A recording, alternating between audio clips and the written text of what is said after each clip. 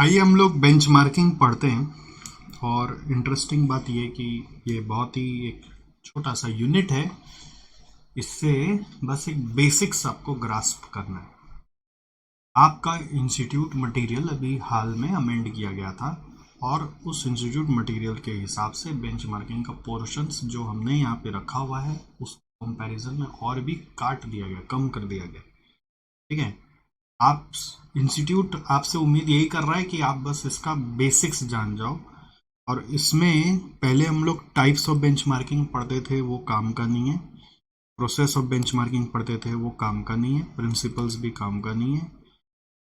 Goals आप पढ़ सकते हो, प्री रिक्विजिट्स भी काम का नहीं है। डिफिकल्टीज भी काम का नहीं है। ठीक है। इसमें बहुत इंटरेस्टिंग इंटरेस्टिंग निमोनिक्स हमने बनाया था, बट तो काम ही का नहीं। गोल्स आप पढ़ो और सिर्फ मीनिंग पढ़ो। बस इतना सा पढ़ने से आपका काम अभी बन जाएगा।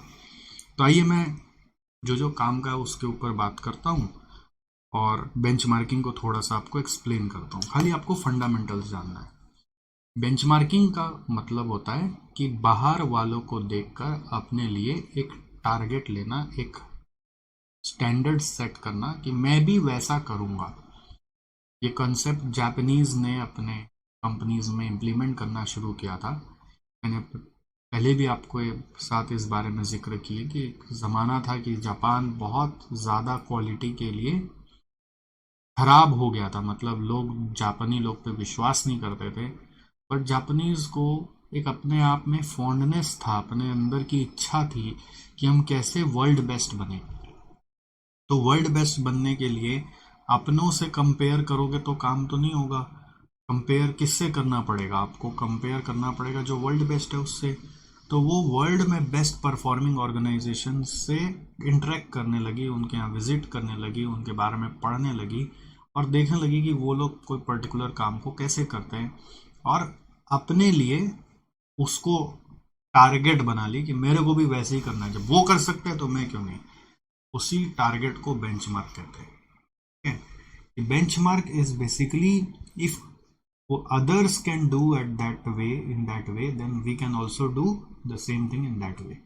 अब वो टारगेट को जरूरी नहीं है कि सेम इंडस्ट्री की कंपनी से लेना है। कोई भी तरह की कंपनी से आप ले सकते हो, बट कंडीशन है कि वो वर्ल्ड बेस्ट होना चाहिए, उस जमाने के हिसाब से वो बेस्ट होना चाहिए। बट आपको पता है ना, जमाना बदलते रहता है ना। बट आपको पता है ना कि जमाना हमेशा बदलते रहता है, जमाना स्थिर नहीं रहता है। ज़माना बदलते रहता है, तो बेस्ट का डेफिनेशन भी टाइम टू टाइम बदल जाएगा। इसलिए कहते हैं benchmarking is not a one time exercise, it is a continuous process. दुनिया भर में बेंचमार्किंग का प्रचलन कैसे फैला? जेरोक्स नाम की कंपनी आपने सुना ही है। उसने अपने यहाँ पे बेंचमार्किंग जब अपने प्रोसेसेस में इम्प्लीमेंट किया तो उसके यहाँ पे जो डिफेक्ट्स आते थे वो 30,000 से 150-200 डिफेक्ट्स पे आ गए। तो ये रिजल्ट जब दुनिया वालों ने देखा तो उनको लगा कि अरे ये कैसे कर लिया। तो बोला कि बस बेस्ट कोई दूसरा इंडस्ट्री में या फिर दूसरा कंपनी में कैसे कर रहा है, हम लोग जाके उससे मिलते थे, स्टडी करते थे और उनके चीज़ों को लाकर अपने यहाँ पे अडॉप्ट करने की कोशिश करते थे। बेंचमार्किंग में क्या होता है ना, आप दूसरों के यहाँ पूरा देख के आओगे और सीधा सीधा कॉपी कर दोगे तो उसका कोई बेनिफिट नहीं है। आपको अपने हिसाब से उसको अडॉप्ट करना पड़ेगा। दूसरे का देख के और सीखे, बट अपने यहाँ पे उसको अडॉप्ट करो। ऐसा नहीं कि कॉपी पेस्ट करो वरना रिजल्ट नहीं आएगा। ठीक है। तो ऐसा जेरोक्स में रिजल्ट आया तो दुनिया की आँख खुल गई। बोले हम भी बेंचमार्किंग करेंगे। ठीक है। बेंचमार्किंग से आप कोई भी एक्टिविटी को इफिशिएंट बना सकते हो, अपनी प्रोडक्टिविटी बढ़ा सकते हो, अपने साइकिल टाइम को घटा सकते हो, अपना कॉस्ट को कम कर सकते हो, अपना ऑन टाइम परफॉर्मेंस को बढ़ा सकते हो। तो there is no scope limitation कि यही कर सकते हो। You can do literally anything. Accounting पे कर सकते हो, HR पे कर सकते हो, आप R&D का बेंचमार्किंग कर सकते हो, आप अपना मार्केटिंग एक्टिविटीज़ का बेंचमार्किंग कर सकते हो। किस तरह से सेल्स करना है, किस तरह से डिस्ट्रीब्यूशन करना है, किस तरह से पार्टनरशिप अग्रीमेंट्स अपने सप्लायर के साथ सेट करनी है, किस तरह से ऑडिट करना है अपने सप्लायर का, किस तरह से एम्प्लॉय को अलग अलग प्रमोशन देना है। हर जगह आप बेंचमार्किंग कर सकते हो। आप अपना विजन का बेंचमार्किंग कर सकते हो, लॉन्ग टर्म बेंचमार्किंग बोलते हैं उसको।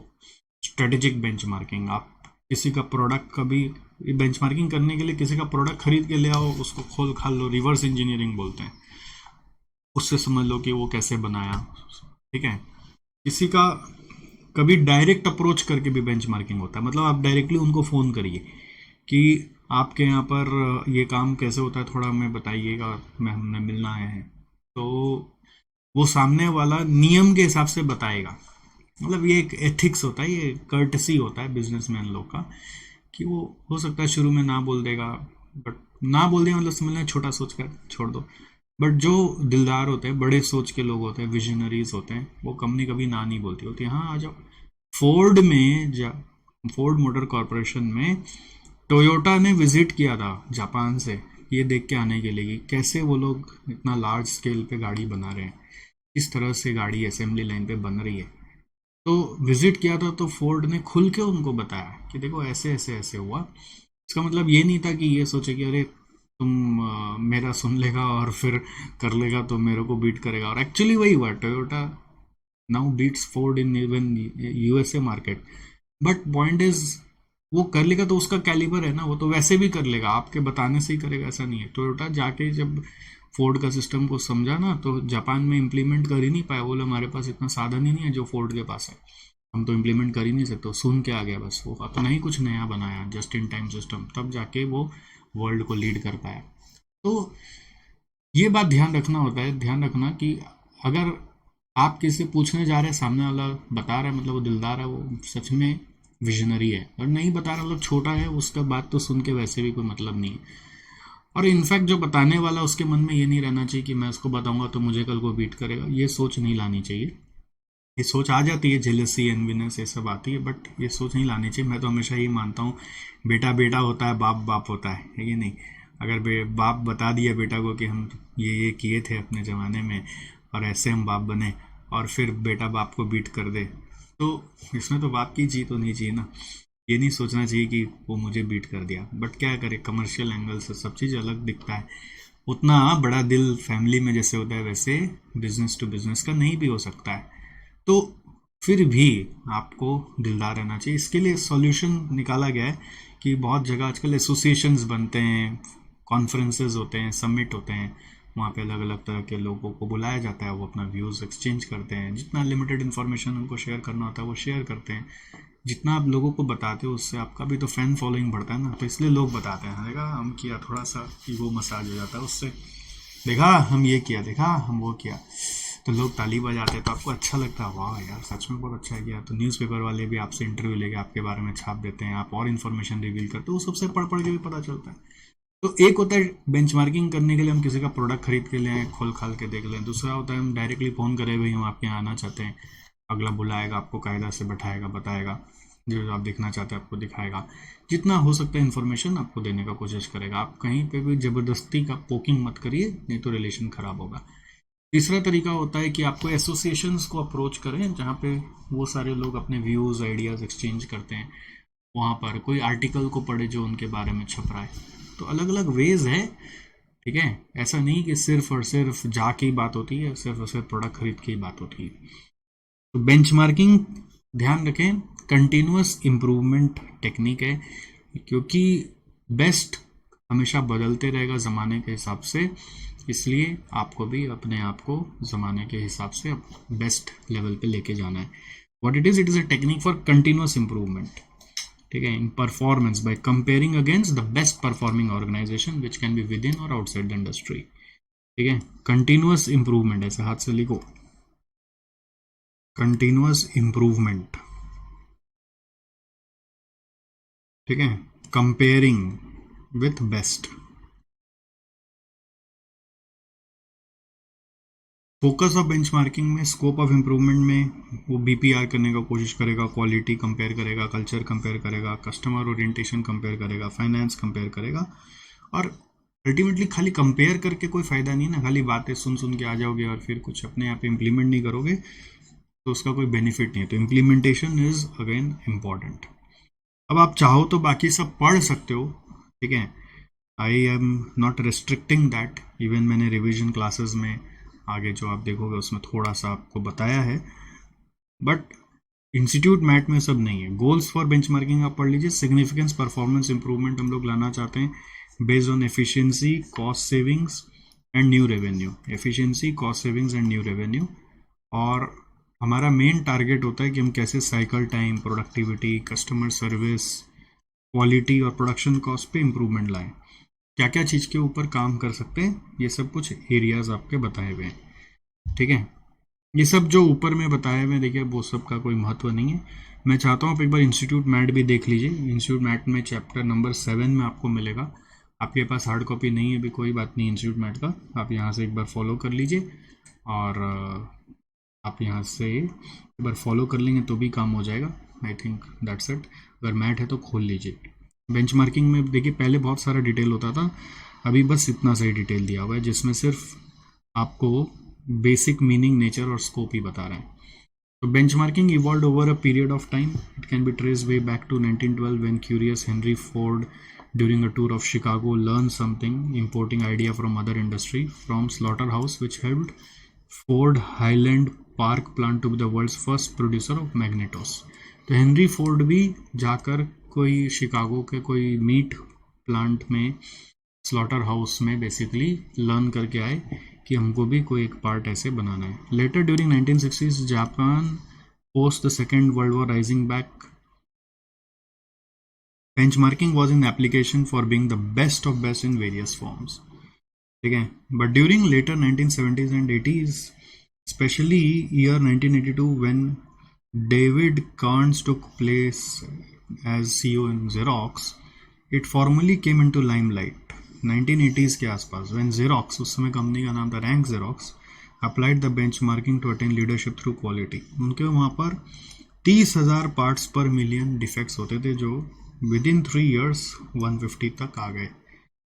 ठीक है, success of benchmarking at Xerox motivated many companies, even market leaders, to adopt the technique of benchmarking. Market leaders लोग सोचते हमसे लोग आके सीखेंगे, हम थोड़ी ना जाके सीखेंगे, बट Xerox से लोगों ने सीखा कि हमको भी जाके सीखना चाहिए. Even market leaders. By the end of first half of decades of 19s, hundreds of companies across the world implemented benchmarking.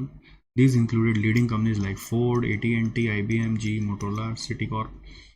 ठीक है, और फिर क्या हुआ कि एक इंटरनेशनल बेंचमार्किंग क्लियरिंग हाउस, ये बेसिकली एक एसोसिएशन है, was promoted by Xerox along with market leaders such as Ford, AT&T, Motorola, IBM to profess मतलब सिखाना, profess about benchmarking and guide the companies across the globe who are curious to benchmarking. ऐसा एक उन्होंने clearing house नाम का एक पूरा association जैसा बना लिया. तो व्हाट इज बेंचमार्किंग, यहाँ पे डेफिनेशन दिया हुआ है. ठीक है, it is systematic and continuous performance improvement technique wherein it is important to identify and adopt the best practice इधर इनसाइड और outside the organization but on a constant basis. ऐसा नहीं कि आप एक बार करके छोड़ दोगे.